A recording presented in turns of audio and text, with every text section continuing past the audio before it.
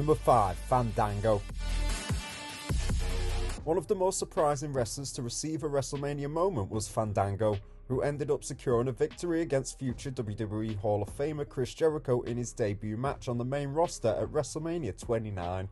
Nobody expected him to defeat Jericho simply because Y2J is a main event level talent.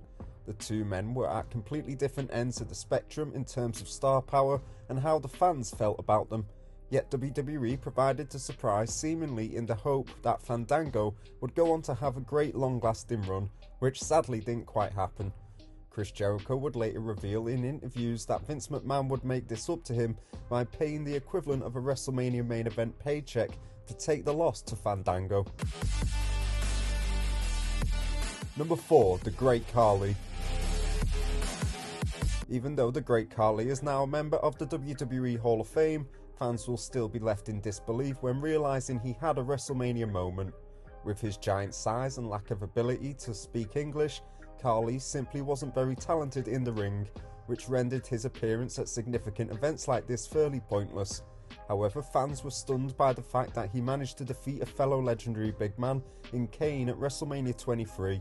Not only this, but before suffering defeat, Kane was able to body slam the Great Khali in a throwback to 20 years prior between Hogan and Andre at WrestleMania 3. People already thought that Khali wasn't talented enough at this point, thus his victory came as a surprise with a post-match beatdown to Kane to top things off. Number 3. Michael Cole. Sometimes WWE creates a heel that gets so much heat that it feels natural for them to be placed inside the ring, which is normally done so fans can see them get their comeuppance and get beaten up. That is what the WWE built with Michael Cole in 2010 and 2011, and it led fans excited to see Jerry the King Lawler get revenge on him. This would shockingly be Jerry Lawler's first and only ever WrestleMania match, but for some reason WWE chose to award Michael Cole the victory that night, leaving everyone angry, even though it was done through disqualification, but it was still the wrong choice because Cole wasn't a wrestler and didn't need a Mania moment. Number 2. Mojo Rawley. Despite the fact that in recent years the Andre the Giant Memorial Battle Royal has been demoted to the SmackDown before WrestleMania, there have been multiple encounters where the WWE have tried to emphasize the significance of this battle. At WrestleMania 33, the company had even placed Rob Gronkowski into the match to try and add further importance to it. To the astonishment of the majority of fans, Mojo Rawley would ultimately win the match, eliminating Jinder Mahal with the help of Gronkowski, a shock victory that no one would have predicted. This was done so that WWE could capitalise on Mojo Rawley's bond with Gronkowski, and in the long run this didn't really lead anywhere. Number 1. Zack Ryder.